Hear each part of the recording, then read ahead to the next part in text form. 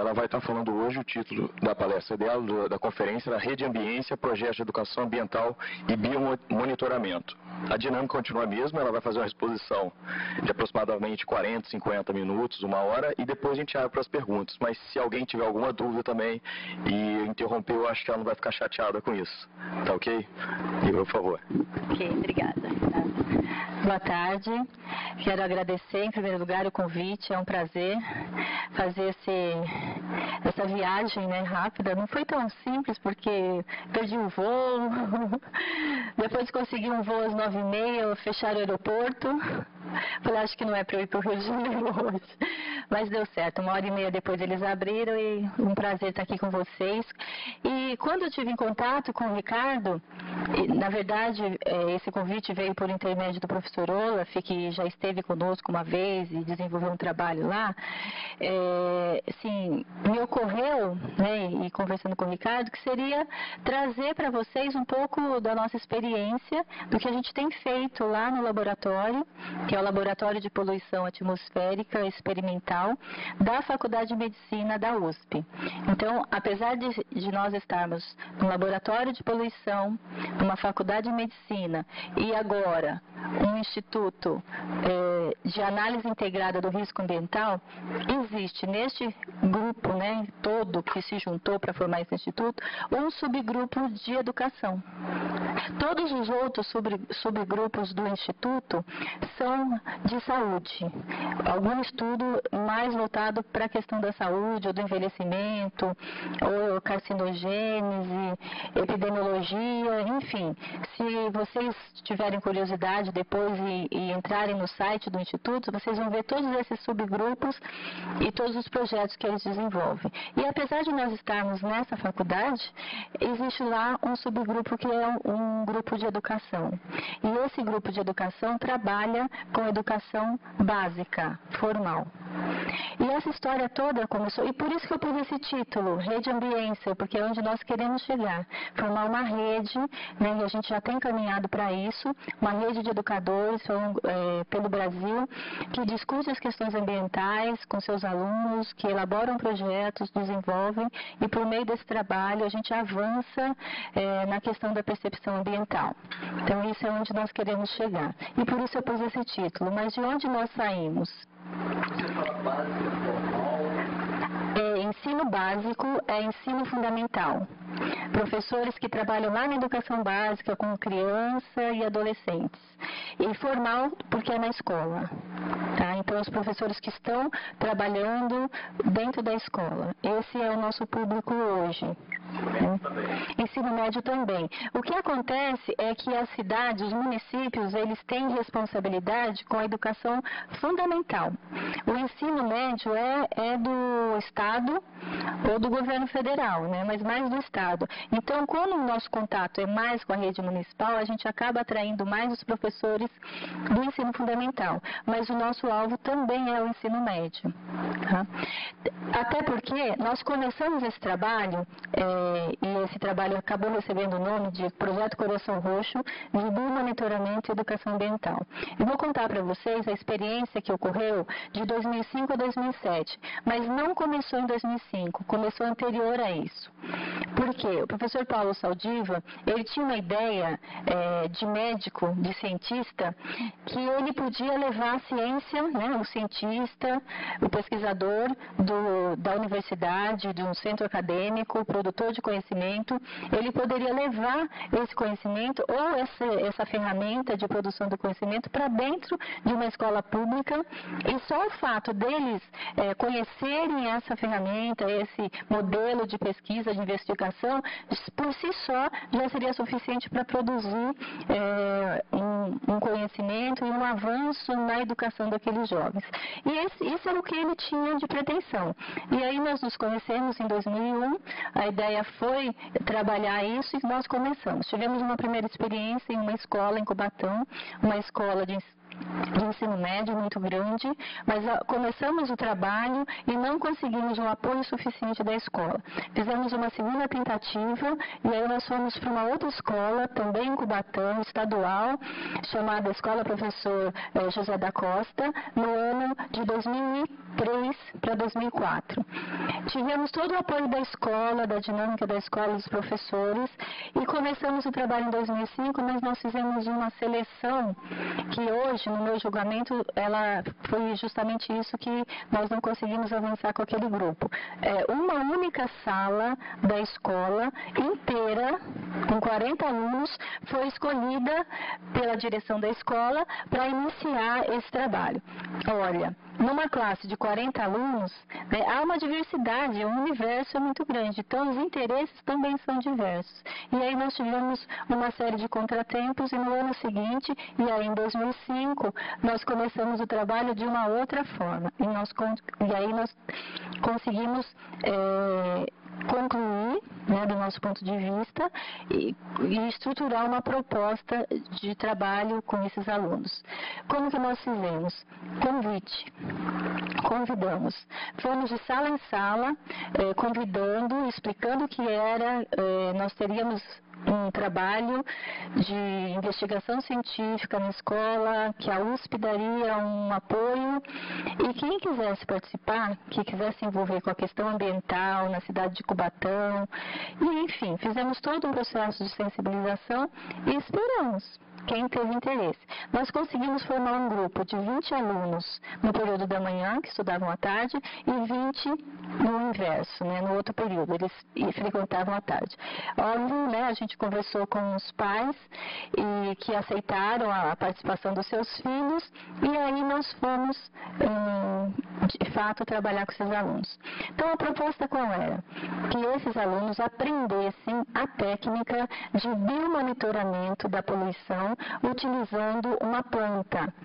Essa é uma técnica que foi desenvolvida lá no laboratório a partir de outras, Então, esta planta que nós utilizamos, ela é utilizada lá no laboratório para biomonitorar ambientes, e aí nós começamos a levar essa técnica para esses alunos. Então, eles começaram a aprender. Esse foi o início. E a ideia de início era simplesmente essa, que eles aprendessem este bioensaio, que é o bioensaio de micronúcleo em células mãos de pólen, dessa planta roxinha aí, que é chamada de Tradescantia pálida. O que acontece? Rapidamente, só para vocês entenderem, essa planta, ela é muito sensível, mas ela é pouco específica. Então, se ela está num ambiente que tem alguma modificação, melhorou, alguma modificação no ar, na atmosfera, ela pode sofrer alterações no seu núcleo celular, que é o que a gente chama de micronúcleo, que está indicado por essa setinha amarela. Na verdade, o que ocorre? Um erro no DNA, esse erro ele é quebrado e ele é expulso do núcleo e fica no citoplasma de uma forma de esfera.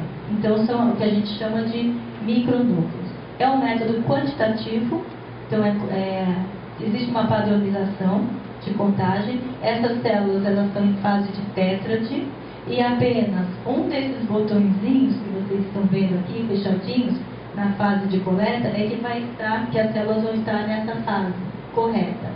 Então, tem que encontrar, na hora de preparar a lâmina, tem que encontrar o botão que está com essa fase de tétrade e aí fazer a contagem ao microscópio de 300 tétrades, quantos micronúcleos encontra nessas 300 tétrades, e aí tem todo um modelo para isso. Esse bioensaio ele foi escolhido, existem outras plantas, outras técnicas de biomonitoramento, mas essa planta ela é de fácil cultivo, ela é de propagação vegetativa, baixo custo, e do nosso ponto de vista, naquela época, era viável de que os adolescentes da escola realizassem essa técnica. E para que eles aprendessem uma técnica lá do laboratório, foi à escola e ensinou para eles todo o procedimento, que é muito simples. Tem que dissecar o botão, os botões, preparar a lâmina e observar e encontrar tétrade. encontrou, vai contar, fixa, conta as 300 e quantos micronúcleos tem. Falando assim é muito simples, né? Mas tem todo esse processo, precisa de um pouco de elaboração, mas de um modo geral eles aprenderam.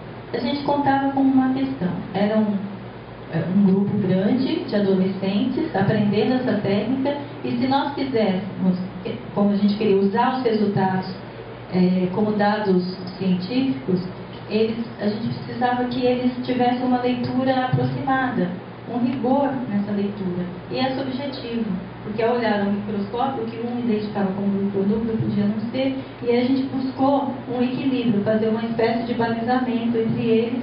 Foi uma segunda fase do trabalho, e aí nesse microscópio onde todos veem a mesma lâmina. Então houve uma preocupação. A partir disso, eles continuaram o treinamento na escola, né, lendo, ainda não as coletadas nos locais de exposição. Simplesmente o preparo para essa fase, que seria a fase seguinte, quando as plantas seriam expostas. Bom, para a fase seguinte, houve a necessidade de fazer um mapeamento na cidade. Aí eu vou falar um pouquinho dessa cidade, que é Cubatão. Acho que vocês devem conhecer um pouco da história, né? Foi mundialmente conhecida como uma cidade extremamente poluída. A cidade realmente melhorou, o plano de recuperação ambiental ele teve êxito, só que ainda existem graves problemas lá na região, tem um passivo de degradação ambiental. Mas o que acontece? Essa geração nova, né, esses jovens, adolescentes e até mesmo alguns mais velhos, eles têm uma concepção de que a cidade ela não tem mais nenhum problema ambiental, nem de passivo, nem atual. Né? Isso é voz comum, política, enfim.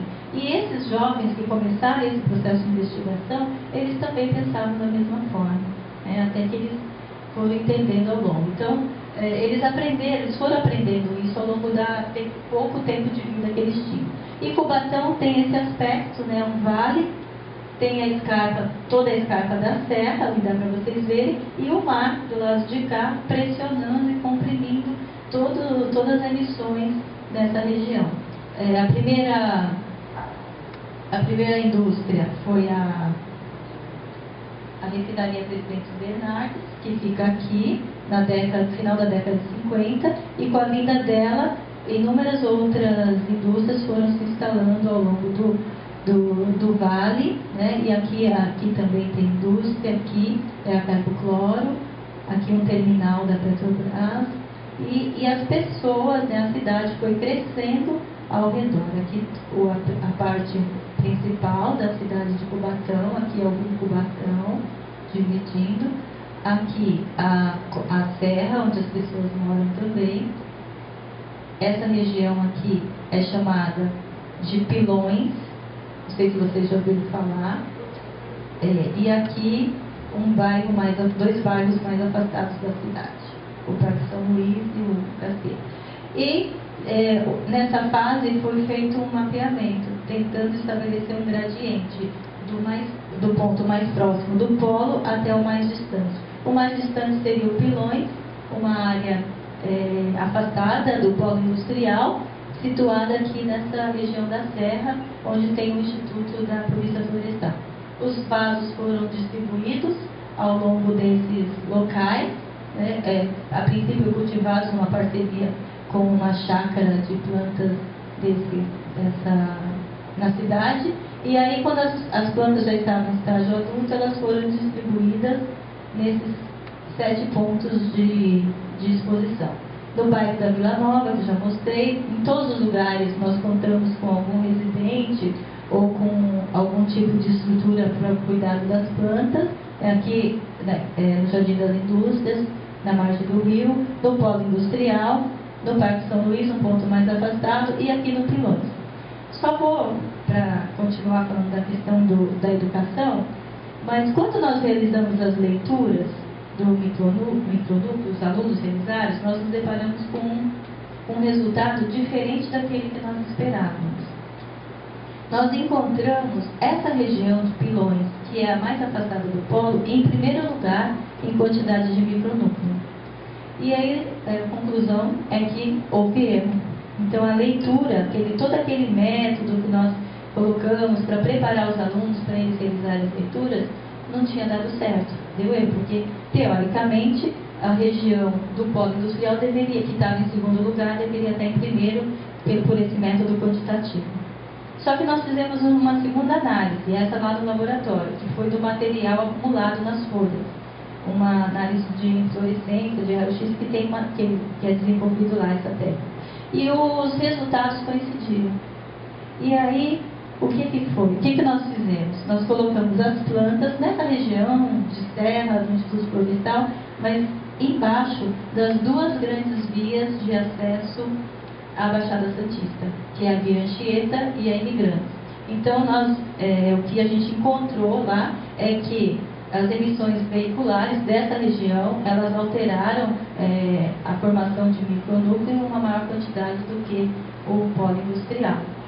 Isso a gente vem observando nas pesquisas o quanto as emissões veiculares hoje são preocupantes e têm realmente agravado. Foram realizadas 3 coletas ao longo do período de janeiro a março de 2007. As plantas têm que estar com a inflorescência fechada, os botõezinhos são coletados, levados para a escola, e aí eles realizaram as análises das plantas e fizeram todas as leituras. Bom, essa é a parte da investigação, da ciência, do método do biomonitoramento. Quando a gente começou a fazer esse trabalho e caminhando com os alunos, a gente foi percebendo que precisava mais. Os próprios alunos, eles queriam mais, eles começaram a se despertar. Então, aquele conhecimento, aquelas discussões das questões ambientais que eles nem tinham ainda se atentado, despertou neles uma necessidade de saber mais. E aí, algumas atividades, algumas ações foram sendo desenvolvidas com eles. Eles tinham muitos questionamentos. Por que está desse jeito? Por que chegou assim? E aí, por conta de todos os questionamentos, nós convidamos a promotora do meio ambiente da cidade, que veio responder as questões e traçar o panorama atual, o que acontecia na cidade no momento. Isso foi um dos momentos buscando ampliar o olhar dele. A questão da saúde e do meio ambiente também foi apresentada de uma forma mais detalhada por meio do professor Luiz, que é um pesquisador lá do laboratório e que fez a associação aí da importância de se estudar a saúde e o meio ambiente. Foi feita uma atividade de estudo do meio, uma saída a campo, pelo Rio Cubatão, em que eles puderam observar aqueles ambientes que não são diariamente vistos e que sofrem ainda a agressão ambiental em função da década do auge da poluição, principalmente na década de 80. Eles também tiveram a oportunidade de conhecer a faculdade, então os alunos de escola pública, adolescentes, que não tinham nem a dimensão do que poderia ser um instituto, um centro de pesquisas como esse, eles tiveram a oportunidade de ir até lá e fizeram uma entrevista com o professor Paulo Saldiva e aprenderam um pouco mais desse outro lado que eles estavam vivendo, na verdade. Na época, nós tivemos a possibilidade de construir um site em que eles faziam a alimentação do site, os dados, o que era, as notícias que eram veiculadas. Eles é que tinham, que podiam interagir e colocar suas ideias. Nós tivemos, eu estava comentando com o pessoal, por algum equívoco na época, o patrocínio da Petrobras. Equívoco porque a gente estava investigando a poluição lá e eles tinham uma grande parcela de responsabilidade nisso. Mas foi interessante porque eles abriram um concurso para projetos na região, nós entramos e fomos contemplados. A gente conseguiu o patrocínio deles e isso deu condição para eles, para uma estrutura melhor na escola para desenvolver o trabalho. O laboratório já oferecia uma certa estrutura, mas aí nós ganhamos autonomia com esse patrocínio. A escola ganhou visibilidade também, isso acabou tendo toda uma repercussão na comunidade. Permeando todas essas ações, os alunos, eles estavam numa escola de 2.000 alunos. Eles eram em média 40 alunos. Então eles queriam comunicar isso para os seus amigos, contar para a escola o que eles estavam fazendo, que pesquisa era essa e o que movimento era esse dentro da escola. E isso foi feito, a mesma possibilidade que eles tiveram de conhecer esse teste, esse bioensaio, eles realizaram com os alunos da escola, com outros alunos. E além disso, eles falavam da questão do biomonitoramento, mas também eles iam a cada nova experiência com os amigos, eles iam mostrando as outras questões em relação à poluição em Cubatão. Nós realizamos um encontro de educação ambiental na cidade para jovens estudantes do município, do estado, foram convidados às escolas e foi um momento em que eles puderam também falar dessa experiência.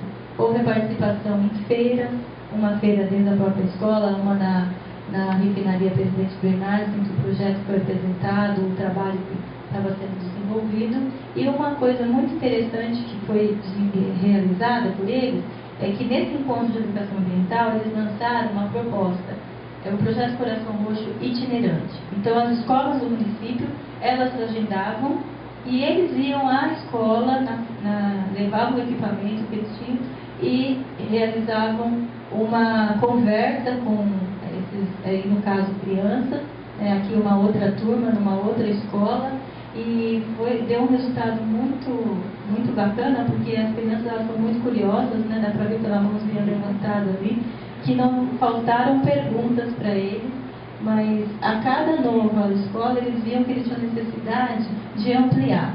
Então, nessa escola, eles já propuseram uma dinâmica, uma conversa na roda, para depois eles falarem da questão ambiental, do que eles estavam aprendendo, além daquilo que apresentava para eles. Nós tivemos, então, esse patrocínio. Observando no final desse trabalho, esses jovens, eles tinham um discurso diferente do início. Então, muitos diziam assim, um especial, eu agora me preocupo com as questões da cidade, eu leio o jornal. Né? Então, eles tinham uma perspectiva muito reduzida. E por meio do conhecimento que esse trabalho acabou proporcionando, eles ampliaram essa visão, essa expectativa. Muitos seguiram a carreira acadêmica. Eu avalio assim que não sei, vou chutar baixo, 50% a 60% desses jovens ingressaram no ensino superior. Alguns foram para a área de meio ambiente, foram para a área do direito, para a área da comunicação, e eu vejo isso como uma proposta que foi bem sucedida. Inicialmente começou com a ideia de simplesmente levar uma ferramenta, uma metodologia científica de investigação para dentro de uma escola pública, achando que aquilo por si só seria suficiente, e depois ampliou a ponto de os próprios alunos se tornarem agentes da propagação desse conhecimento. E a partir disso, né, terminando esse trabalho, ele se encerrou em Cubatão, e aí veio em 2008 o INAIRA, os Institutos Nacionais de Ciência e Tecnologia. Nessa época, o professor Paulo comunicando com as pessoas, interagindo e formando um grupo para escrever esse grande projeto, me convidou e nós estruturamos o que hoje a gente continua desenvolvendo, e na época nós chamamos de Rede de Aprendizagem Online em Educação Ambiental e Comunicação Pública da Ciência, com o objetivo de difundir os conhecimentos do laboratório, extrapolar, né, caminhar um pouco mais, levar além desse trabalho de Cubatão também para outros lugares, e fomentar a educação ambiental crítica nesse nível de educação que eu já falei para vocês, na educação básica. Educação ambiental crítica, porque a educação ambiental ela tem várias vertentes, mas a educação ambiental proposta para o ensino formal, né, que nós acreditamos a crítica, aquela que promove uma reflexão, que promove uma transformação e que dá autonomia a esse sujeito de fazer escolhas, de tomar suas decisões pautado naquilo que ele acredita e não simplesmente no que se apresenta para ele de imediato. Temos como objetivos ampliar a formação dos professores em educação ambiental por meio de um curso que é mediado por tecnologia. Ou seja, lá na Faculdade de Medicina nós temos um departamento que chama Telemedicina, A telemedicina tem um site e que tem uma plataforma que trabalha com ensino médico à distância. Então, tem toda essa estrutura. E aí nós fizemos a parceria com eles e, pela primeira vez, essa estrutura da telemedicina está servindo também para a gente trabalhar com a educação básica, com professores do ensino básico. E é por conta desse suporte que a gente tem, e dentro desse projeto de formar essa rede de aprendizagem, a gente propôs esse curso para 6 cidades do Brasil. Então, fomentando a educação ambiental em diferentes regiões do Brasil e para que os professores dessas regiões se apropriem dessas técnicas e desse trabalho que nós tentamos levar para essas regiões.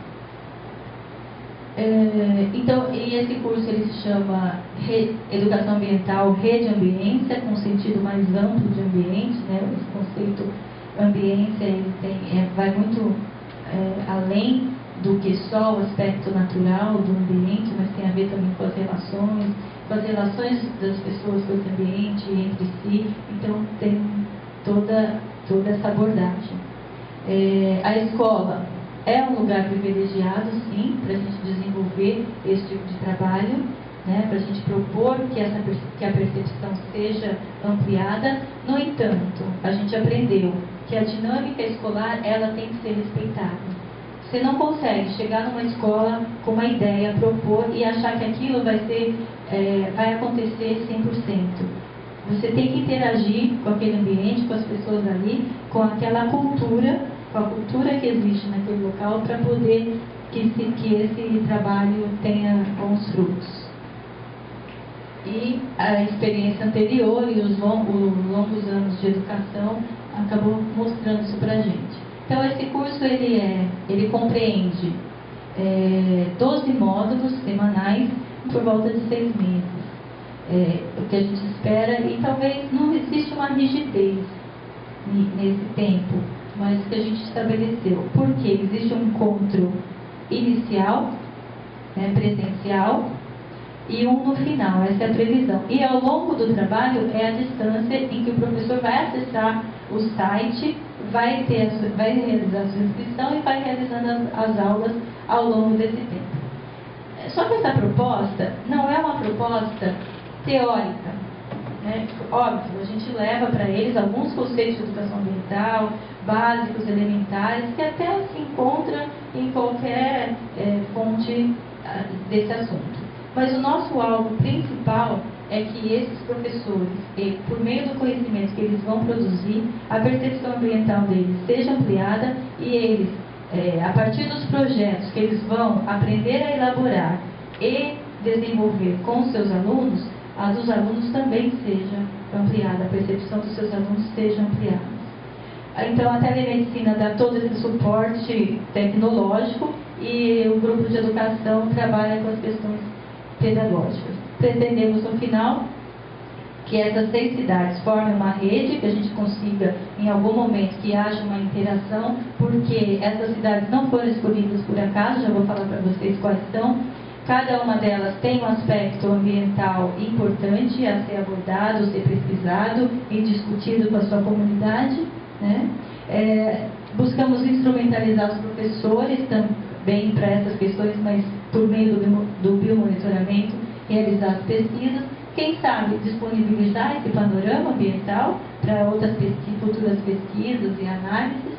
E também buscamos ampliar as possibilidades dos limites da atuação do laboratório na educação ambiental e na comunicação pública da ciência.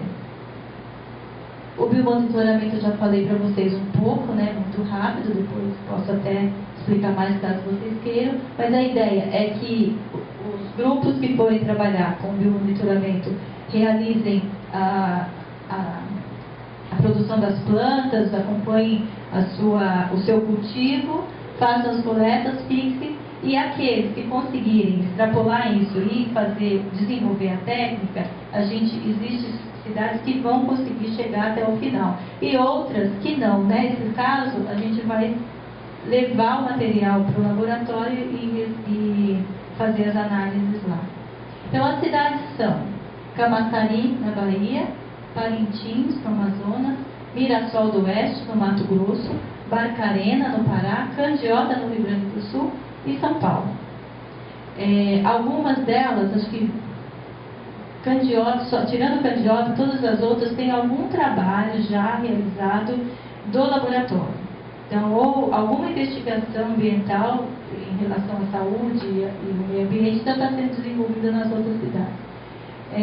A questão de Mirassol, a questão ambiental são as queimadas, Camaçari, o polo industrial, Barcarena são as minerações, minas lá, e Mirassol do Oeste, já falei, as queimadas. E Parintins é um pouco diferente. Parintins, os problemas que eles mesmos percebem que existem lá é a questão dos resíduos sólidos, destinação do lixo, e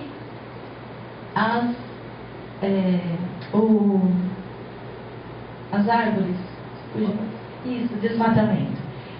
2 cidades já estão trabalhando. Parintins foi a primeira cidade, nós fomos lá, conhecemos o grupo de professores. Parintins é uma região muito diferente, porque você só chega lá de barco ou de avião. É uma região muito alagada, então você chega pelo ar ou você chega pelo rio Amazonas. É uma ilha, circundada por braços do rio Amazonas, uma região muito bonita, belíssima. A Vitória Regia está lá presente, deixando o ambiente muito mais bonito, e a cidade tem essa característica, assim, de cidade do interior, bem pacata. Só que essa cidade, ela vive em azul e vermelho, porque é a cidade da festa do boi. A Coca-Cola lá é azul, É o único lugar do planeta que a Coca-Cola é azul, em Parintins. Existe também o problema grave de desmatamento lá, e nós fizemos um prévio contato lá com o pessoal de Parintins. Temos um contato da telemedicina do Amazonas, com o professor Pedro Elias, e marcamos o encontro. Fomos conhecer os professores, que têm uma realidade muito difícil. Existem... Previamente vocês fizeram contato com a Secretaria Municipal de Educação? Sim. Quer dizer, isso tudo é feito com a conivência, com a participação da Secretaria. A gente precisa ter a rede de educação pública nos apoiando, porque um encontro de 8 horas com professores no dia significa que não vai ter professor na escola. E ele precisa ser dispensado disso. Então nós fizemos sim. Em Parintins, em especial, nós temos um contato que é o professor da Federal do Amazonas, o professor Pedro Elias. Lá tem polo de telemedicina, porque o Amazonas, não sei se vocês sabem, tem toda essa rede de telemedicina. Eles fazem consultas por teleconferência e eles já estão fazendo cirurgias por teleconferência. Porque tem determinados locais da Amazônia que leva 30 dias para se chegar de barco. Só chega de barco e leva esse tempo todo. Então, é um sistema de cuidar das pessoas de uma forma mais rápida. Então, o professor Pedro, ele fez todo o contato lá em Parintins, agendou, nós fizemos, uma vez que o contato é estabelecido, a gente entra e estabelece as datas, eles convocam os professores, no dia a gente se encontra com esse grupo. E aí a gente busca estabelecer um vínculo. Esse encontro presencial, porque a gente podia fazer tudo à distância, mas a gente precisa conhecer educação, o processo de educação, ele precisa de vínculo. E por conta disso que nós pensamos em ter esse primeiro encontro presencial. E ele tem sido muito rico, porque até para o trabalho mesmo, a gente está se deparando com uma realidade que nós não imaginávamos. Então a gente tem reestruturado o trabalho a partir desses encontros. Em Parintins, o que nós temos lá? Professores indígenas e de áreas rurais, que às vezes demoram 8 horas para chegar nas suas escolas e ficam um mês lá, direto, e só vem na época do pagamento. Então eles praticamente ficam isolados. Como que eles vão conseguir participar? Por conta desses núcleos de telemedicina que existem na área rural também. Por isso que viabiliza o trabalho deles. aqui um professor, esse professor chama Ednelson Sateré Naum. Ele é um índio e ele é bilíngue, então ele trabalha com Maué, né? E o que nesse primeiro encontro a gente busca sensibilizá-los, apresentar a estrutura do curso, nosso objetivo, para que eles trabalhem com os alunos, enfim, toda essa questão que nós buscamos. Mas esse encontro tem sido fundamental para uma questão, que é o aprendizado, mesmo que rápido, de se inscrever numa plataforma, de criar um e-mail, em primeiro lugar. A gente tem gastado boa parte do tempo, porque precisa ter um e-mail. Então, 50% para mais não tem e-mail, a gente cria um e-mail com eles, já tem um link do curso preparado para a cidade e a gente já faz a inscrição deles ali naquela hora. Então, eu imaginava que a gente teria isso, eu só não imaginava que seria tanto em Parintins, quanto na outra cidade que é Mirassol, Mato Grosso, né, mais para cá, também encontramos essa realidade. Então, a dificuldade, o acesso, a exclusão digital, ela ainda é muito grande aí pelo Brasil. E a gente, se eles não tiverem esse acesso, não tiverem essa perspectiva e possibilidade, o nosso trabalho não vai avante, né? Eles precisam estar em contato com essa ferramenta, aprender a lidar com ela e desenvolver isso. Aí a minha pergunta para as secretarias municipais, as secretarias municipais, nesse ponto, eu falar, eles deram uma contrapartida, providenciaram computadores, alguma coisa assim? Providenciaram. Para o nosso encontro, a gente teve toda a estrutura de uma escola, e cada uma das duas cidades escolheu o local que eles achavam mais adequado, porque a gente precisava ter, naquele momento, acesso a computadores que tivessem acesso à internet. Então, eles disponibilizaram sim. E eles têm alguns pontos da cidade, da própria secretaria, que tem um computador com internet e o professor vai poder utilizar. Então, eles deram essa estrutura, que é o que eles têm também, no momento. Além disso, só se o professor estiver na casa dele, né? E em Mirassol do Oeste, a gente já... Uma pergunta relacionada a essa rede de estrutura. Como é que está montando os polos, né, de capacitação de professores, pelo Brasil todo? Muito essa estrutura de internet. Eu queria saber se você viu isso chegando nesses lugares.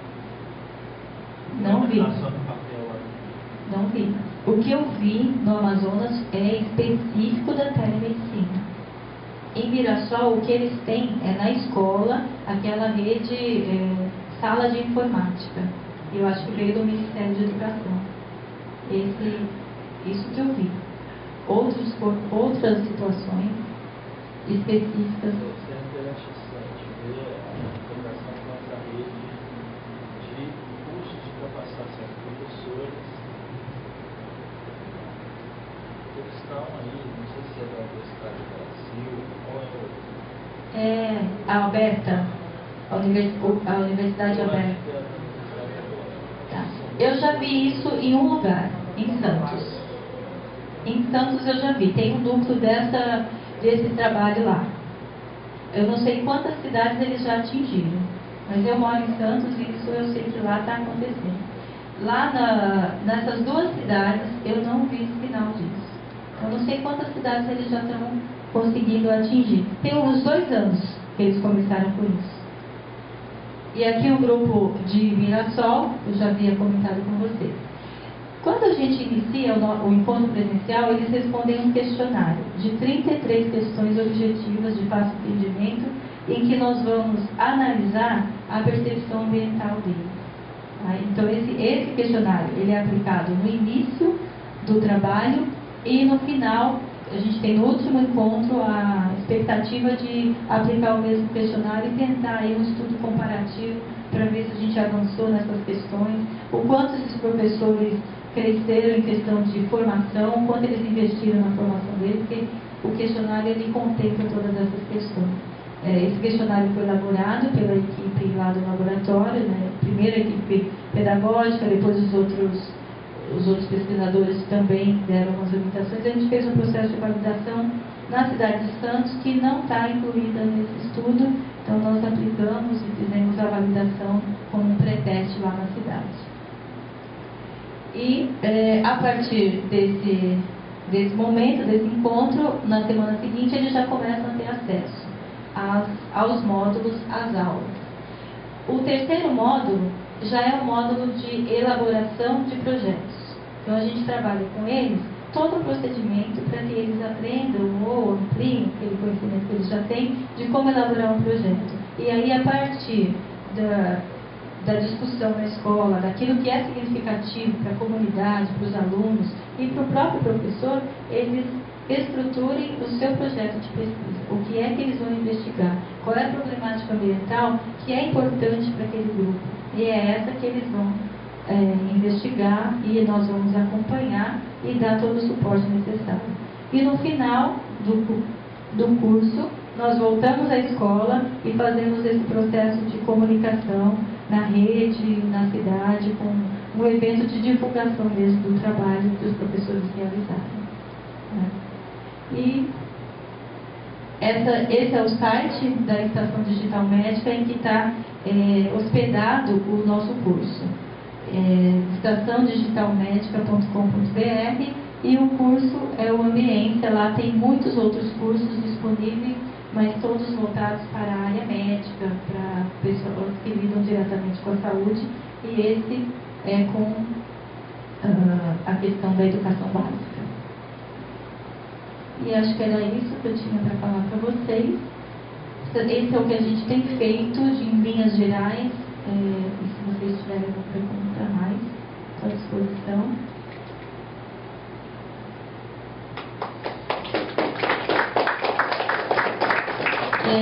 Assim, quando a gente vem, né, recebe um convite, você tem uma expectativa. É difícil atender de vocês, né?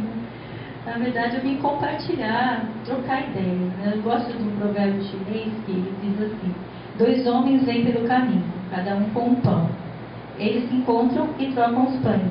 Cada um vai embora com um pão. 2 homens vêm pelo caminho, cada um com uma ideia.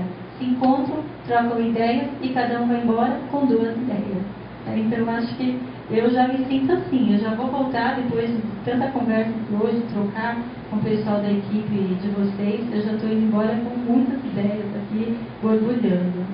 Tem uma pergunta? É só curiosidade. Qual foi o percentual de adesão que você teve em cada uma das cidades? É algo? Como é que os professores respondem bem? Essa é muito comum nas regiões do interior. Os professores estão ávidos por oportunidades, porque quase não chegam. Então eles querem, a gente abre 60 vagas, porque a gente precisa acompanhar o trabalho deles. Tem o curso prevê fórum de discussão, e essa interação é que vai garantir a continuidade deles no projeto. Então nós abrimos 60 vagas. Em Parintins, a gente teve até no momento uns 48 inscritos. De professores, Parintins tem um número grande por causa da zona rural, acho que é mais de 300, um número alto. Para Mirassol, que tem 80 professores. Em Mirassol a gente abriu 60 vagas, mas a gente tem mais de 60, e acabei de receber um e-mail de uma pessoa que é o nosso contato lá, que tem professores da rede estadual querendo participar, e nós vamos aceitar, porque é importante para a gente que o ensino médio da região, né, os alunos do ensino médio também sejam atingidos por esse trabalho. Então, na verdade, a gente não tem um número fixo, né? A gente estabelece, mas se tiver mais interesse. Tem cidades que têm um número muito grande de professores, mas Candiota, por exemplo, tem 10 mil habitantes. Então, eu não sei ainda o número de professores, mas deve ser uma rede bem pequena, né? Então, talvez a gente atinja todos os professores. Em Mirassol, poucos vão ficar sem ser atingidos. E uma coisa interessante em Mirassol, que nós tivemos adesão de professores de creche. E aí, durante o curso, eles vieram questionar: mas como nós podemos trabalhar? Vocês têm pais, os pais vão à escola, então vocês vão poder trabalhar com os pais, né? Que é muito difícil os trabalhos atingirem as famílias por meio dos pais, e no caso da creche, eles podem também desenvolver trabalhos com os pais. temos alguns projetos que brotaram, né? Falou que tem a segunda etapa é a construção de projetos com os quais de fato trabalhar. Os projetos são projetos de temas. Nossa, nenhuma das duas cidades a gente chegou ainda nessa etapa. Nós estamos na fase que eles estão aprendendo a elaborar e discutindo essas questões. Mas eu imagino, né, assim, isso pensando por ter ido na região, que em Parintins eles vão se preocupar muito com a questão do lixo produzido, de trabalhar a questão da percepção do lixo na cidade. E o que os professores falaram da área rural é que o desmatamento é muito grande na área rural, lá de Parintins, mas que não é o morador do lugar que causa o desmatamento, é de fora. Mas que ele não percebe, não tem a percepção do dano que isso é para a sua região. Então vem o pessoal de fora, mais do Pará, segundo os professores, que causam desmatamento. Não é a região, a população local. Eles não percebem. Então eu acredito que a gente possa ter em Parintins esse tipo de trabalho. Tem professor que já no próprio curso já manifestou outras questões, né? Mas a questão do saneamento também. Então Parintins tem essas características. Agora, já em Mirassol, a gente teve até uma questão interessante na discussão no período da manhã, que os professores, um grupo pequeno, eles começaram a levantar a questão grave, que é de queimadas, mas que o pior, o agente, né, causador no Estado é o governador. Então isso começou a criar no grupo uma desmotivação, né? Eles começaram, é mesmo, então o que adianta, o que a gente vai fazer? E foi difícil reverter isso, porque pelo jeito a coisa é forte, essa questão para eles, né? E isso precisa de fato ser investigado. Será que essa percepção está correta, é isso mesmo? E a gente aos poucos foi conseguindo que eles entendessem que cada um tem que fazer o seu papel. E ele, como educador, tem um papel fundamental até para que isso mude. Então a gente tem que trabalhar nisso. É uma região muito quente, eu nunca tinha sentido um calor que nem eu senti lá. Você fica na sala isolada, né, com ar-condicionado, quando você sai, parece que entrou num forno. Então eu acredito que a queimada ela é constante numa região tão quente como essa, né?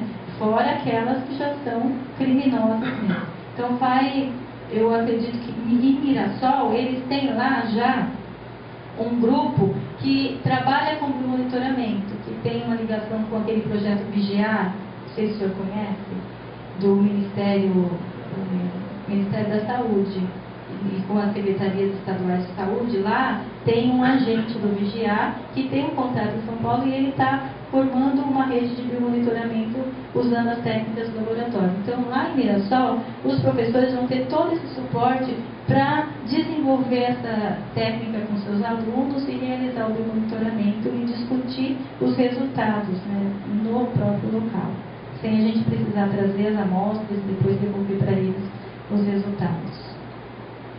Mas apesar deles aprenderem as técnicas de biomonitoramento, não é uma regra. Ele não precisa trabalhar. A partir desse conhecimento e dessas discussões, eles podem elaborar os projetos até mesmo sem utilizar o biomonitoramento. Na verdade, é um conhecimento, uma ferramenta que a gente disponibiliza se eles quiserem trabalhar no seu projeto com ela. Está aí à disposição. Mas se ele vê ao longo do trabalho que existe uma possibilidade de trabalhar, desenvolver a percepção ambiental por meio de um outro tipo de trabalho, os professores têm liberdade para isso. Nosso objetivo é que, de alguma forma, eles construam um projeto de investigação ambiental e desenvolvam. E a partir desse conhecimento, dessas discussões, essa reflexão aconteça e haja, de fato, uma transformação naqueles jovens, nos professores, em primeiro lugar, e nos jovens que participam. Eu tinha pensado antes um pouco, você tinha falado um pouco do projeto que o primeiro que você apresentou. Um aspecto que eu achei interessante, que você citou que o trabalho começou mais em 2001, e vocês tiveram duas tentativas, e que, a priori, no olhar mais grosseiro, que foram tentativas fracassadas, e não conseguiram estabelecer o contato. Na terceira tentativa, vocês conseguiram, finalmente, desenvolver o trabalho. E o que fica de experiência disso também, né? Os trabalhos anteriores, que não deram certo, a gente pode comparar até com o trabalho laboratório, que a pessoa faz vários experimentos, trabalha com isso, até conseguir o objetivo, o resultado que estava esperando, né? E no trabalho, que faz trabalho com a comunidade, com a sociedade, é muito difícil de perceber isso, porque gera uma angústia, uma expectativa muito grande, é um trabalho que demora um tempo maior para ser desenvolvido, envolve também um quantitativo de pessoas muito grande, e frustrar também essas pessoas, frustrar o trabalho de uma equipe é muito perigoso para quem acaba se envolvendo nisso e tenta justificar um trabalho, às vezes, que não deu certo. Eu acho que é muito interessante que você moderou e classificou como duas tentativas que não foram bem sucedidas, mas nem por isso viabilizou o trabalho futuro. E a segunda coisa, são três coisas. A segunda coisa é quando você fala que a promotora ambiental, como objetivo, foi até a escola e depois levaram outros cidadãos da USP para conversar com ele. Essa iniciativa partiu de vocês ou partiu do grupo da escola, o grupo de voluntários da escola? Quem foi provocado, quem provocou quem, como que chegaram a esse resultado? Na verdade, a resposta para essa questão é que houve uma interação, né? Houve uma necessidade deles, eles começaram os questionamentos, questões que a gente não conseguia responder, alguns aspectos da questão legal e ambiental, ou por que estava do jeito que estava, e aí nós fomos buscar as fontes. Quem poderia responder para eles essas questões de uma forma mais certa, correta, do que nós estávamos trabalhando ali. Mas uma coisa, sabe, Ricardo, assim, que eu observei nesse trabalho é a dificuldade que nós tivemos de envolver os professores. Nós envolvemos muito bem os alunos nessa experiência aí, em que a gente foi propondo trabalhar com o aluno. Mas os professores, nessa proposta inicial, nós não conseguimos uma adesão ao longo de todo o trabalho. Eles até se propuseram no início e tal, mas aí depois eles não mantiveram o compromisso. Parece assim que eles não compraram a ideia, sabe? Não era um projeto da escola, era um projeto que estava na escola. Então, até por isso a gente está propondo diferente, que agora nessa nova fase seja um projeto da escola. E aí talvez ele, se houver necessidade, né, ele se institucionalize na escola e permaneça e perpetua e dê bons frutos para aquela região, para a própria escola. Né, e aqueles jovens se tornem reeditores dessas informações. Agora, com relação a essa questão de dar certo, não dar certo, a gente tentar de novo, a gente tem um incentivador muito grande lá no laboratório, o professor Paulo Saldiva. Toda vez que eu chegava desanimada com alguma questão, ele falava assim: professora, nós vamos aprender fazendo. E foi isso mesmo. De cada uma dessas tentativas que nós... Tem muita história aqui por trás disso, né? Eu estou resumindo bastante para vocês. Mas cada uma dessas tentativas frustradas, elas desanimam, né? A gente fica um pouco, poxa, então acho que isso não vai dar certo mesmo, mas aí a gente tentava de um outro jeito e acabou que esse último modelo foi o que melhor deu certo. Esses alunos nós acompanhamos 3 anos, não foi assim, em 5 minutos, do primeiro ao 3º ano, eles permaneceram no trabalho. Então foi longo, não foram etapas muito curtas. Cada uma dessas etapas que eu mostrei para vocês teve uma duração, um período longo. Professor, essa questão de Cubatão, comentando aqui, desde a era Aureliano Chaves, a gente mais ou menos convencido que aqui estava um paraíso, né? Eles conseguiram limpar, agora, a população de lá, como a senhora disse, acredita piamente que lá não tem poluição. A água deles e tal, eles não percebem isso. Há peixe no rio. Pior é que tem, viu? Tem os pior é que tem, pior é que tem gente que pesca e come o peixe, né? Olha, eu vou falar para vocês, Cubatão para mim tem um significado importante, porque eu não nasci em Cubatão, mas eu fui para Cubatão com 5 anos, vivi toda a década de 80 lá e tive filhos na década de 80, no final de 80, o que foi um risco muito grande nessa fase muito ruim. E por ser moradora de Cubatão no auge da poluição, eu digo para o senhor que a população ela ficou à margem dessas discussões. A gente não teve a percepção, a dimensão real do problema que vivemos na época. A gente sabia mais por outras pessoas do que propriamente pelas discussões que ocorriam na cidade. Foi muito pouco divulgado internamente, acho que foi mais para fora até. A questão hoje é um movimento político grande há anos já para que a população pense que está tudo ótimo, maravilhoso. Ora, se a gente for comparar com o batom de hoje com a de ontem, é verdade, está muito melhor mesmo, porque teve todo aquele plano de remediação, né, da CETESB e todo esse movimento para isso. Mas tem um passivo de degradação ambiental muito grande ainda, principalmente no solo, né? Mas não é só em Cubatão. Tem ao longo do litoral da Baixada Santista todo, que são os organoclorados, que é a professora Lula que estava falando, né, desse problema, estava conversando comigo, e ele existe ainda. As pessoas moram nessas regiões e não têm a percepção do risco que correm morando lá. Ainda assim não tem. Acreditam sim que está tudo muito bom, muito maravilhoso. Temos lá um grande mundo aqui em Niterói. A cota, lá a gente tem também uma situação grave, né? Muito parecido com essa aqui no Rio de Janeiro. E quanto à água, tem um movimento lá que diz que a nossa água ela é potável, não é de qualidade.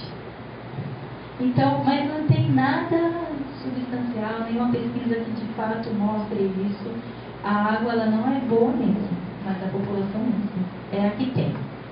Então ela está disponível para uso da população e muitas vezes ela não tem nenhum tipo de tratamento além daquele que é feito pela Sabesp.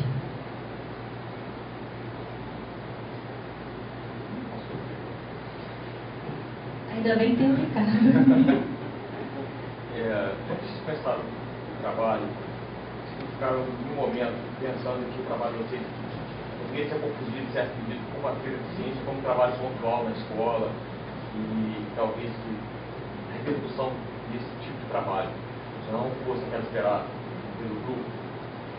Na verdade, Ricardo, quando essa ideia começou com o professor Paulo Saltivo, eu acho que ele imaginava isso, de fato, que seria a ciência ajudando a educação, uma feira de ciência. Ele falava, inclusive, assim, essa era a visão dele, né, de médico, que a gente podia montar um kit da técnica, e a gente conseguiria dar o kit, e esse kit seria o supra-sumo, daria conta do recado. Então, essa ideia, ela existia de início. Depois é que a gente foi vendo que não, que esse trabalho era muito mais do que isso, né? Ele tinha um potencial de educação transformador muito maior, que a ciência, enquanto biomonitoramento, era, na verdade, uma ferramenta para a educação, né? E não o contrário. Então, de início eu não me preocupei se ia ser só isso ou não. Eu fui aprendendo isso ao longo, lendo, aprendendo mais de educação, das teorias de educação, lendo Paulo Freire, né, educação crítica, né, a pedagogia crítica, vendo o potencial que a educação pode ter, a dimensão que pode ter, muito além do que só uma feira, uma amostra ou um kit a ser distribuído. Eu acho que a gente avançou nesse sentido.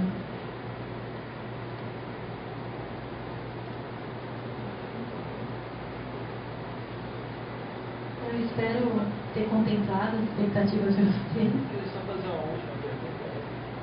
A associação que eventualmente vocês têm feito com as escolas, com as secretarias municipais, você deixou claro aí. E nesses lugares existem nesses lugares, na verdade, reflete um mapa de lugares onde o laboratório precisa ter pesquisa. Vocês estão conseguindo envolver também os pesquisadores, ou vocês são paulistas que lançam seus tentáculos, ou tem nesses lugares a boa universidade, ou centro de pesquisa? Temos. Também um dos grupos. Funcionando com vocês. Tem. Um dos grupos do INAIRA é o grupo de biomonitoramento. Tem o grupo biomonitoramento e o grupo educação. O grupo biomonitoramento tem pesquisadores nessas cidades. E aí essa é a interface que a gente tem com eles. Então eles acabam sendo os nossos elos nos lugares. Eles são daquela comunidade, eles conhecem aquelas pessoas e principalmente a problemática e a importância de ampliar o trabalho que eles já desenvolvem lá. Então tem essa ligação sim. A exceção é Candiota, que foi uma pesquisadora que estava chegando, ela ainda não estava no grupo e ela não é do grupo de biomonitoramento. Ela simplesmente trouxe a questão e a gente falou, vamos trabalhar com Candiota também e ver uma perspectiva diferente. Então Candiota é a cidade que a gente vai ter que fazer todo esse contato, vai ter que estender mesmo o tentáculo até lá e buscar se apresentar para a secretaria e ver o que eles vão dizer, se eles vão comprar a ideia com a gente. Mas nos outros não, a gente já tem um cartão de visita que abre um pouco as portas para a gente. Facilita, viu, professor? Facilita o trabalho. E porque pode parecer que é simples, mas não é. A gente encontra uma série de impedimentos que atravancam, além desse todo do acesso à internet, ao computador, tem também as questões burocráticas, políticas e da política de educação local também, que a gente tem que ter essa parceria muito solidificada. Senão não vai para frente. Sem falar que tem uma questão ainda. Como é uma ferramenta totalmente nova, um meio de comunicação, de aprendizado muito novo para esse professor, a gente corre um risco grande de evasão. Exatamente.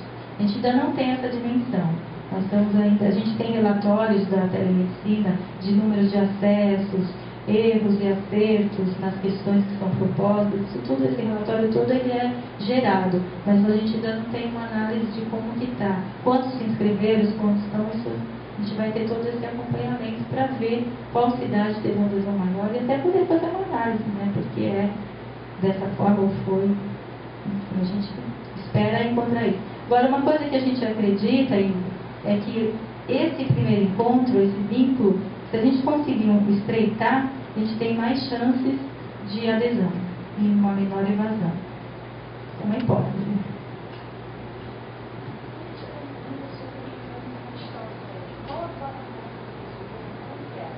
É o Cybertutor, que é desenvolvido pela telemedicina. Desse site, se você acessar, você vai entrar nessa página e lá vai ter um link Cybertutor.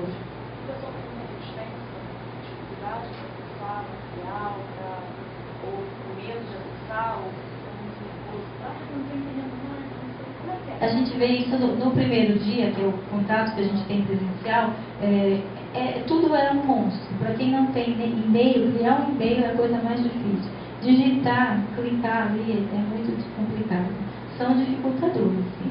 E para isso, para vencer isso, vai depender do próprio professor, né, que ele vai ter que querer muito, e da estrutura da Secretaria de Educação também para dar um suporte. Então, existe isso aí tudo que você comentou, assim, é difícil, eles têm dificuldade, mas eu acho que se eles não tentarem, né, a gente vai tentar fomentar.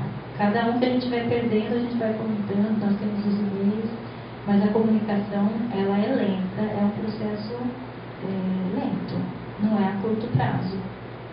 É uma experiência. Porque, veja, é diferente. Ele não está procurando o curso, se inscrevendo, porque ele já tem uma ideia, porque ele já quer fazer aquilo. Não é. Nós estamos indo até ele. A possibilidade está se apresentando para ele ali na frente dele, e ele não tem os pré-requisitos que, teoricamente, são necessários. Ele vai ter que conquistar isso ao longo do trabalho. Então, é um desafio muito grande para eles e para nós também.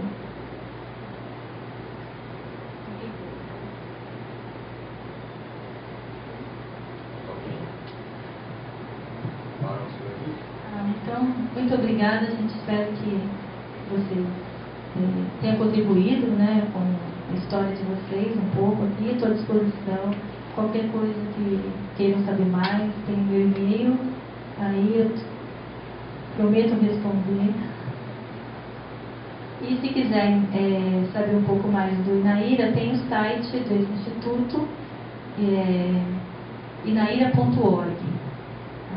Tem lá todos os dados de todos os trabalhos e tudo que tem sido publicado a partir desse instituto, que o professor Paulo Saldiva é o coordenador desde o início, né? A gente tem ainda mais 2 anos pela frente para continuar com esse trabalho. Muito obrigada pela oportunidade de conhecer vocês e com certeza também vou levar alguma coisa na minha bagagem.